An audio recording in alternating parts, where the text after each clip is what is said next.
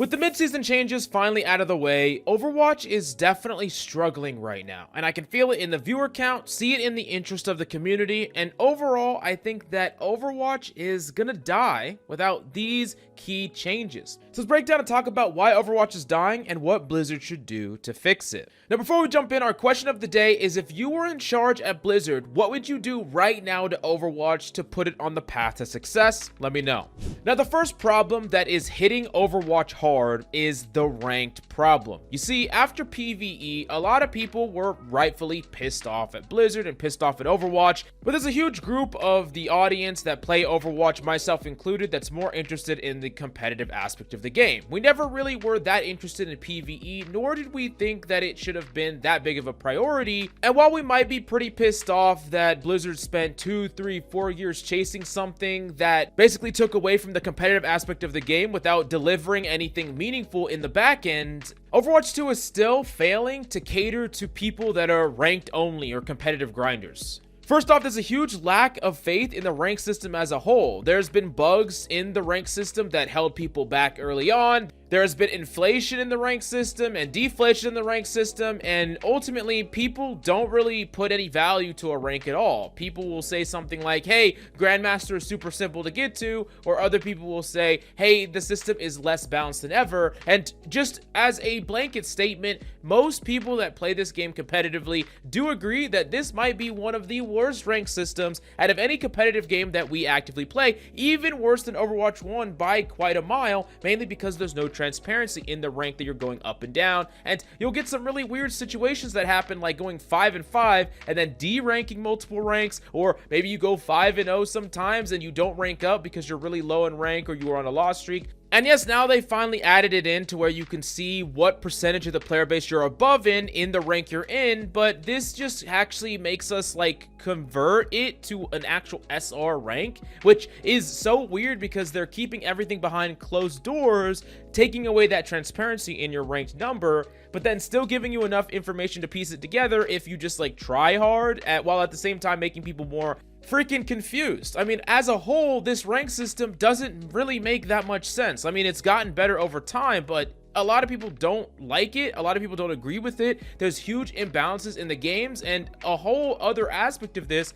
is the fact that the tank role feels like it has such a huge impact over the games themselves, and I say this as a tank main specifically. I definitely don't feel like the rank system feels that fair, and when we moved over to a 5v5 system, the idea was individually you would have more impact over your games, but that's not really how it plays out. It actually feels like you have less impact if you're not on the tank role a lot of the time, or it just feels really frustrating when there's certain characters on the enemy team like a Pharah Mercy, and then you have a tank player that just can't counter this person. It just feels like the game is lost. There's not much you can do about it because the tank can't interact with their carry in any meaningful way. And I know this was kind of a lot of issues combined, but it really just comes down to the fact that the rank system feels really bad. And a lot of people are not enjoying grinding ranked. They're not enjoying playing the game. And more people are stepping away from competitive Overwatch than ever, even when Overwatch 1 was in the absolute worst state where they basically pulled all support, started working on Overwatch 2. There was a lot of people, a lot of loyalists that still grinded the game. But now, yes, there's new people that came from Overwatch 2 to start, and they're still enjoying the game, but a lot of the people that were like really fixated on ranked and really addicted to the competitive grind from Overwatch 1 are just not nearly as interested in Overwatch 2 as they once were, and I 100% blame it on the rank system. Now, what would I do to fix this thing? One, I would probably add in some form of decay, especially past Grandmaster. There should be some form of decay that deranks you down to GM5 or maybe Masters 1. That should definitely be in place if you don't play enough games. It just happens over time. That would be a really nice one. And two, I would probably add in more transparency or just give us a static number again, which I don't really feel like they're ever going to do, but at this point, it just makes the most sense, and it's a competitive game mode. I understand that some people don't want to see the ups and downs because you emotionally go through something when that happens, but I'm going to be real with you here, and this is probably going to be the hottest take of the video. That's freaking quick play. I mean, really, like every other ranked mode in every other game shows you when you rank up or down. Like, I don't understand why it's just Overwatch has to somehow be the most casual out of all ranked systems when they expressly talked about the fact that they want to focus more on competitive than anything else in a previous article and press interview. Now, the next thing that we need in Overwatch is balance that just makes sense. This last balance patch probably had more controversy than any other balance patch we had in quite some time, where players just universally didn't like the balance patch for one reason or another. But more than that, some characters in the roster just feel unplayable. There's a lot of rock, paper, scissors matchups or characters that just seemingly get shut down by certain characters in matchups, which I referenced in the first thing, and bugs that just completely break heroes. Like the fact that Doomfist seems to be broken perma and Kiriko's teleport through the ground was something that was just in the game for a very freaking long time. Now, really, there's two big problems here. Number one, I don't feel like Blizzard is matching what they have said is their design goals at the start of Overwatch 2, and two, there's a lack of consistency. First off, let's talk about the first one. They said they want to get rid of more rock, paper, scissors matchups. They said that they want to have it to where there's a lot more gray area in the matchups, but I don't really feel like that is playing out how they imagined. There's still a ton of matchups that are completely one-sided, characters that demand a counter, and that counter shuts them down. Like, let's take a character like Ball, for instance, a character that sometimes can feel completely oppressive, but then Sombra is a super hard counter to that character, and at the high end, you have to just swap off. Like, a lot of Grandmaster Ball players are like, yeah, we just get perma countered, and it's super hard to make it work. Now, that being said, a world without Sombra, Ball would probably be too strong most of the time. But a world with Sombra puts this weird rock, paper, counter, scissors thing into Overwatch that the developers themselves said they wanted to avoid. So how do you fix this problem? Well, you create characters and design characters in a way that they don't need very specific tools to shut them down, but there are ways in which for you to play around the tools that do exist. So there's more skill inside the matchups themselves, not necessarily one character just exists and, oh yeah, it just gets to win. I go back to the Pharah Mercy example, which I think is a duo character, and this has been in Overwatch 1 as well, although it's a more pronounced problem now that there's one less tank, especially an off tank that can keep it in check a little bit easier, especially a diva, which is like mostly what counters Pharah Mercy. Pharah Mercy is a combo of heroes that there's like 90% of the roster that can do nothing to. Like, they just can't interact at all with these characters, which force you to swap. And I'm not saying you shouldn't have to swap in the game, but where's the gray? Where's the gray area in the matchup, right? Where's the gray area? And you might say, oh, it's a duo of characters. Well, what duo? There's a lot of duos of characters that do nothing to a Pharah Mercy.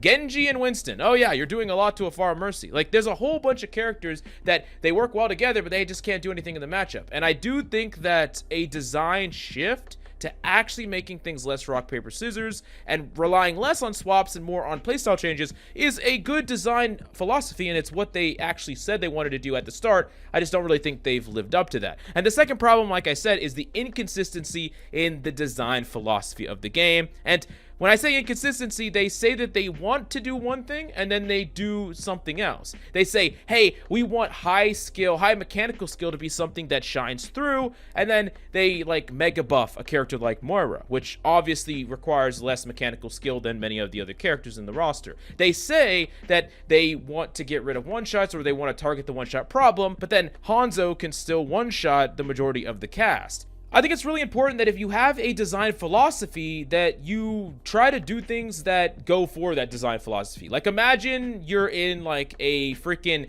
design room, right, with a whole bunch of people, and there's the 10 commandments on the wall. This is the design philosophy. If you make a decision, follow the design philosophy, right? Because it feels like some people follow the design philosophy, and then there's some random decisions that are being made that they just don't make any sense. Like, they actually make no sense. Things like increasing immortality field time. Not that he didn't need a buff, but you could buff him in a different way than that. It seems really strange for them to constantly be saying they want to do something or they want to design around something and then doing the opposite consistently, and it just feels super inconsistent all the time, and I have no idea what they're actually gonna do, what they want to do. Are they gonna do what they say? Like, I just don't know. And I think that even if we don't agree with their philosophy, tell us the philosophy and stick with the philosophy. I really think that that's a pretty simple thing to do, but most likely not as simple as I imagine. Now, the third thing I want to say right out is a bit of an opinion one. The first two I think are pretty objective, or at least I tried to be, but the third one, this is just my personal opinion, something that I think would be a great addition to Overwatch.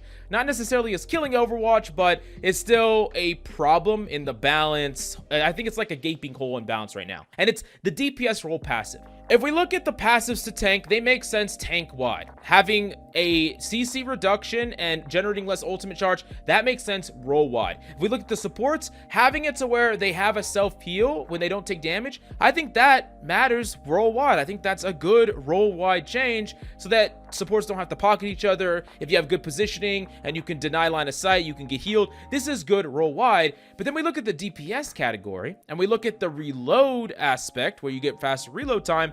This does not affect every hero even close to the same. There's a lot of heroes that don't care about this at all, and there's some heroes that really do care about this. So it seems really strange to have this role-wide passive. It almost feels like most of the time the passive doesn't even exist. I mean, for most people, they're not even going to notice this passive. DPS players, you could let me know in the comments down below. Depending on who you're maining, this doesn't even feel like a thing. Like, the role passive doesn't even feel like a thing. So what I would suggest is actually dividing the DPS into 3 different categories. Let's just say speed, assault, dynamic. And like, as an example, this was not what I would actually put in, but let's just say you get a speed increase after each kill with the speed category, you reload faster after each kill in the dynamic category, and there's a cooldown reduction on a certain ability or like a certain set ability for every single hero in the dynamic category or something like that. So the idea is that you could fit each heroes in different boxes, and I think that like the dynamic category would be characters that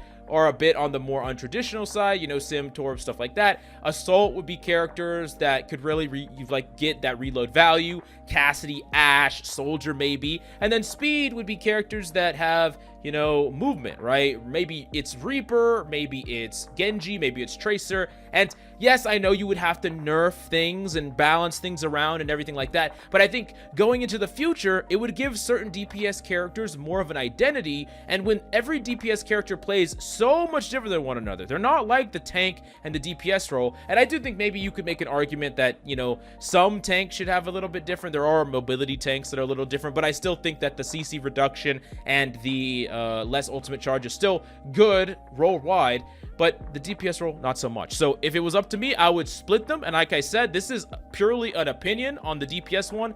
The first two, I don't think it's as much of an opinion. I think most of you are going to agree. This third one, maybe not as much as you are going to agree, but I do think it would make more sense from a balanced point of view. It would give more identity to the DPS role. And yeah, I think it would make things easier in the long run. Of course, the longer you wait to do something like this, the harder and harder it becomes to implement.